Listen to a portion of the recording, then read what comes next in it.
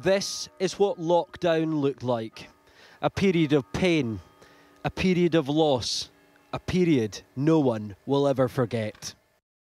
4 years on, this is the time for questions and answers from Scotland's First Minister, who was Health Secretary at the time. The first glimpse into the government engine room at the time. I swear by Almighty God. Appearing at an inquiry now engulfed in a scandal after it emerged Nicola Sturgeon wiped her WhatsApps. Let me unreservedly apologise to this inquiry, but also to those who are mourning the loss of a loved one that was bereaved by COVID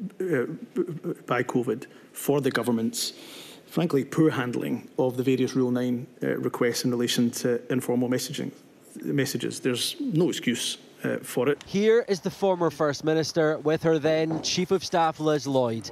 Messages between the duo are missing during the first lockdown. Some, like the night Boris Johnson announced a second wave of national restrictions, were kept. Here's what Ms Sturgeon said. This is excruciating. Their comms are awful. Then she goes on to say, his utter incompetence in every sense is now offending me on behalf of politicians everywhere. You reply saying, I have a separate WhatsApp with, and the name's redacted, and Davy, and we are offended on behalf of spads everywhere. Nicola Sturgeon says he is a clown. Hi Nicola, how are you doing? Lloyd was one half of a powerful pair, telling Nicola Sturgeon she wanted a rammy with Westminster over furlough to avoid having to think about sick people. Ms Lloyd, is it a betrayal that Nicola Sturgeon has deleted all of her WhatsApps? I've said my piece to the inquiry. That's the appropriate place to answer the questions and have nothing further to add. Is it a betrayal, though, that people have died and there is no record of your informal messages between you and the First Minister? Well, there is. I've just provided it to the inquiry. There are months missing.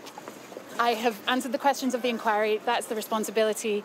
I've set out my piece to the inquiry. I hope that is helpful to everyone who is looking for answers, and I have completed my task. First Minister, he, though, may not have completed his task, and neither has the headline act Nicola Sturgeon, who arrives at this inquiry on Wednesday in what could be her toughest test yet. Conor Gillis, Sky News, Edinburgh.